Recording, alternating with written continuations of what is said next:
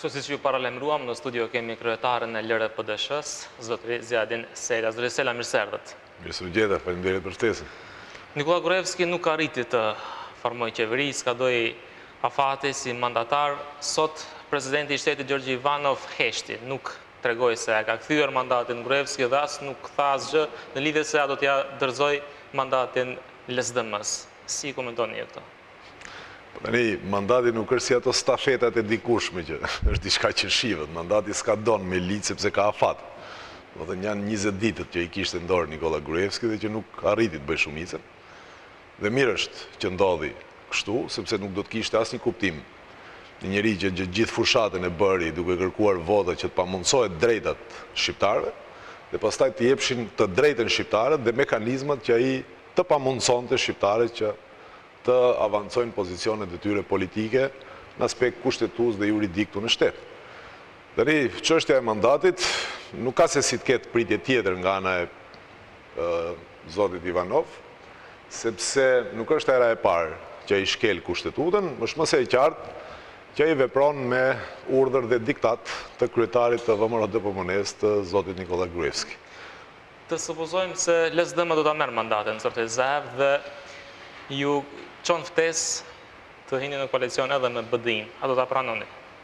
Ne kemi qenë shumë qartë për në fillim, sapo kanë mbaruar zgjedhjet, por edhe para zgjedhjeve. Fillimisht duhet të votohet ligji për gjuhën shqipe, kuptohet të rishikohet buxheti, të jetësohet dhe të vazhdoj afati i prokurisë speciale, duke avancuar këtë edhe me shparjen e mundësisë të themullimit të një gjykate speciale. Dhe ne kemi hyrë në politikë për të marrë edhe obligime. Na vjen mirë, si një ndër partit në kuadër të aleancës për shqiptarët, që strategjia politike që ne e përmendëm para dhe gjatë zgjedhjeve, sot po funksionon dhe çdo ditë më tepër po jetësohet. Jemi të interesuar për drejta kolektive shqiptarëve dhe jo për pozicione dhe poste individuale, sepse unë vlerësoj personalisht që postet publike janë vetëm mbulesë e diskriminimit që u bëhet shqiptarëve, realisht. Mirë, nëse Zaev nuk i pranon të gjitha pikat e platformës, për cilat pika jeni të gatshëm për të bërë kompromis? Ne nuk mendojmë që ka diçka në platformën ose në deklaratën e përbashkët që e kemi nënshkruar që duhet bëjmë kompromis. Më kujtohet Arben Xhaferi merrte një shembull shumë mirë, thonte ne kërkojmë nga në Maqedoni që të kemi të gjithë gjymtyrët, edhe duart edhe këmbët. Ndërsa maqedonasit thonë duhet na marrin të dy këmbët. Dhe prandaj pastaj thotë vjen faktori ndërkombëtar dhe e gjen kompromisin, na lën me një këmbë, po ne ngelemi të sakatuar apo. Kështu që kushtet tona dhe ata që janë në deklaratë janë gjëra të arsyeshme dhe nuk ka vend për kompromiset. Dakor, atëherë të supozojmë përsëri se i pranon të gjitha pikat e platformës, jeni në qeveri me LSDM dhe BDI-n dhe ju ofrohet posti zëvendës kryeministër për çështjen e marrëveshjes së Ohrit. A do ta pranoni atë dhe cila do të jetë puna e parë që do të kishit bërë? Unë ju thash e kam vështirë ju përgjigjem kësaj pyetje sepse e thash, nuk jam interesuar për pozicionin personale. Ideja është që nëse duhet shkrim karrierën tonë politike, ta shkrim për të mirat përgjithshme votuesve të cilat i përfaqësojmë. Ne jemi aleancë për shqiptarët dhe përfaqësojmë shqiptarët dhe do të mundohemi që t'i përfaqësojmë në mënyrë të denjë ata dhe pak rëndësi ka postët. Për mua është i rëndësishëm momenti para votimit të qeverisë, është e rëndësishme periudha kur do duhet votohet ligji për gjuhën. Nga ana tjetër, ne duhet ta bëjmë qartë me dije të gjithë subjekteve politike maqedonase dhe që pretendojnë që të garojnë edhe në zgjedhjet tjera, që Maqedonia shumë shpejt duhet bëjë edhe ndryshime kushtetuese. Prandaj, post për implementimin e marrëveshjes së Ohrit, unë nuk mund të marr sepse vlerësoj që ne duhet shkojmë për te marrëveshjes së Ohrit, të bëjmë ndryshimet kushtetuese dhe gjuha shqipe mos ketë këtë definicion turpshëm që e ka në kushtetut, por të definohet ashtu siç e ka lezet, ashtu siç i thonë që është gjuhë shqipe. Dhe shqiptarët edhe me kushtetut të jenë të barabartë në mënyrë të tërësishme. Kuptohet, janë edhe çështje tjera, të cilët ne si Aleancë për shqiptarët i kemi në platformën tonë politike, vlerësojmë që nuk është fatkeqësisht në deklaratën e përbashkët. Ne do të bisedojmë edhe për këtë temë nëse do të thirremi për të bërë shumicën. Ne vlerësojmë që është po aq e rëndësishme dhe jetike sa përdorimi i gjuhës edhe decentralizimi i mirëfillt i pushtetit dhe ndarja e buxhetit me prerje lokale. Është i vetmi pushtet këtu në Maqedoni në formën si është i organizuar, që shqiptarët e kanë një tip autonomie dhe natyrisht që duhet të ndërtohet dhe të ketë edhe mjete financiare në mënyrë që të ketë edhe zhvillim. Mirë, si komentoni mesazhet ose porositë që i dorëzuan sot Bashkimi Evropian dhe Shtetet e Bashkuara të Amerikës se Maqedonia nuk ka kohë për të humbur? Realisht, Maqedonia është vonuar me vite të tëra. Maqedonia, në qoftë se sot Maqedonia do të ishte pjesë e NATO-s, situata e stabilitetit do të ishte shumë ndryshe. Dhe shumë teori të cilët konspirative të cilët ekzistojnë dhe thuan, ndoshta nuk do të kishin vend më, apo. Natyrisht që Maqedonia nuk ka kohë për të humbur, duhet bëj qeveri stabile, politike, gjithmonë them politike, zgjedhjet e parakohshme nuk do të ishin zgjedhje e problemeve, por do të thellonin akoma më tepër krizën. Dhe shumë shpejt do duhet ketë qasje serioze kjo qeveri që krijohet edhe për të parë mundësinë për ndryshuar emrin e shtetit dhe Maqedonia të bëhet pjesë e strukturave euroatlantike. Ju thoni se nuk është mirë që të ketë përsëri zgjedhje, por sa është e mundshme që të ketë përsëri zgjedhje? Unë kam qenë shumë i qartë, pikërisht më duket unë një studio në televizionin 21. Ne në tryeza e partive politike shqiptare në shkruajtësit e deklaratës, kuptohet që kjo marrëveshje duhet merret me konsensus të gjithë subjekteve politike shqiptare, në qoftë se dikush don ta çojë vendin në zgjedhjet parakohshme, në mënyrë që përsëri temat që i tangojnë shqiptarët të ngelin në plan të dytë dhe të mos realizohen, ne do duhet qarta si dalim në opinion dhe t'ju themi që ne do t'i bojkotojmë ato zgjedhje dhe ne do të kemi kapacitetet tona për ndërtuar institucionet tona këtu dhe kuptohet me automatizëm që do të thoshte kur ke parlamentin tënd, ke një nisë të ndërtosh njësinë federative tënde. Mirë, VMRO dhe BDI nuk arritën të formojnë qeveri, a do të thotë kjo se fituesi me fituesin më nuk do të vazhdojë?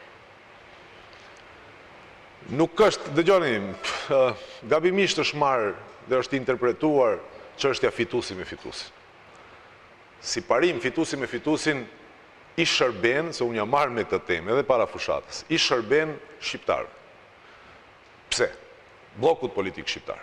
Mendoj që kjo temë pak rëndësi ka, sepse unë personalisht nuk do të lejoj që të konkurrojmë neve brenda për brenda nesh se kush bëhet pjesë i pari pjesë e qeverisë. Fituesi do të bëhet merr mandatin për negocuar për të bërë qeverinë. Dhe këtë kam thënë edhe natën e zgjedhjeve kur i kam humbur zgjedhjet. Kam pranuar dhe kam bërë apel që Bashkimi Demokratik për Integrim le të shfrytëzoj mandatin që mor nga populli, pa marrë parasysh që u përgjysmua në të mirë të shqiptarëve. Apo. Dhe prandaj tema fitues me fituesin vlen për subjektet politike shqiptare, sepse ne përfaqësojmë një pjesën e popullatës që është e diskriminuar në shtet. Apo. Dhe nuk vlen për palën Maqedonës. Mirë, të kthejmë edhe një herë te mandati. A do të shkel përsëri Ivanov kushtetutën nëse e dorëzon mandatin tani te Zoran Zaev, pasi nga disa analistë u cilësua se me dorëzimin te Gruevski mandati është shkelur kushtetuta me që ai nuk ka shumicën. A do të shkel kushtetutën? Unë e thash pak më herës, me Ivanovin gjithçka është e mundur. Apo. Mirë po, nga ana tjetër, pyetja duhet shtruar, a duhet presin subjektet politike parlamentare tjerat që zoti Ivanov bëj akrobacione politike, të shkel kushtetutën dhe gjithçka dhe të cilët sikur është, ku di unë, një kryetari një nëndegës të VMRO-s dhe si jo si kryetari i shtetit. Apo. Partitë parlamentare të cilët janë në parlament dhe duhet mobilizohen dhe të bëjnë kompromiset e nevojshme për brenda, është shumë e qartë në deklarat. Unë po e them edhe një herë, pa u votuar ligji për gjuhën shqipe, nuk do të ketë asnjë lloj shumice.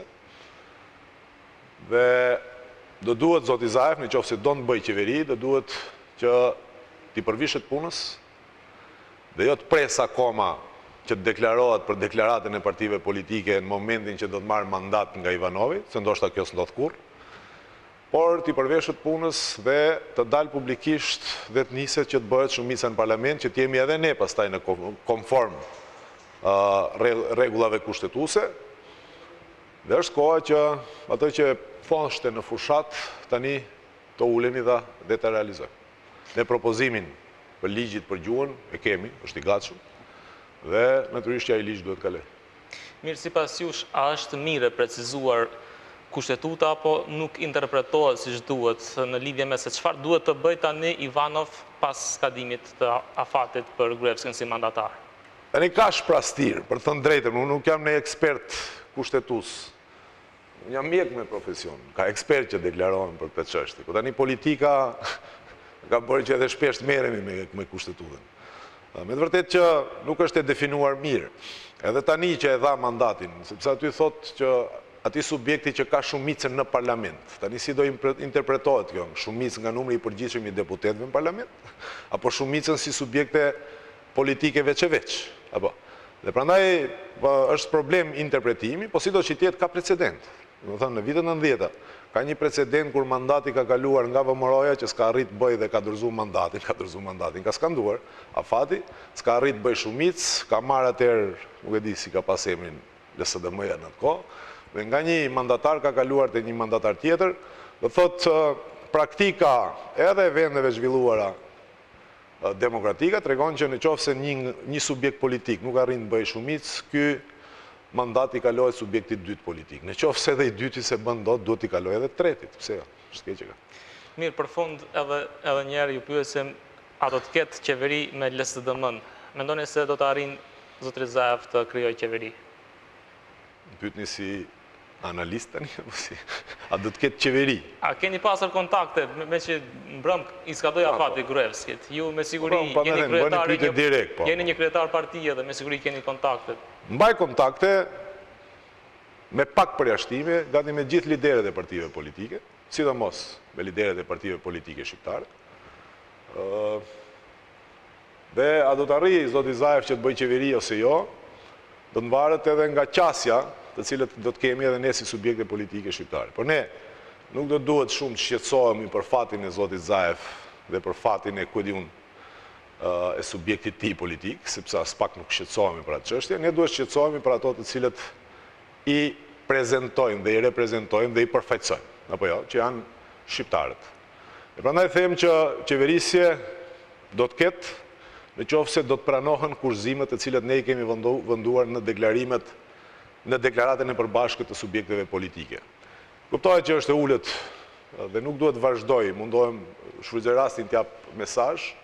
Kjo është moment unifikimi të spektrit politik shqiptar, është moment unifikimi të shoqërisë shqiptare, në mënyrë që të punojmë gjithë bashku me një interes. Nuk duhet bihemi pre e konstatimeve tipit që fillimisht zgjedhim shtetin e së drejtës dhe pastaj do t'i hapim çështjet etnike, se kur e dëgjoj këtë, fatkeqësisht shpesh e dëgjoj edhe nga analistë shqiptar, më kujtohet 2006-ta e zotit Nikola Gruevski. Ai kur mor shumicën atëherë tha, do shpallim moratorium për çështje etnike dhe do merremi me çështje ekonomike, nëse ju kujtohet.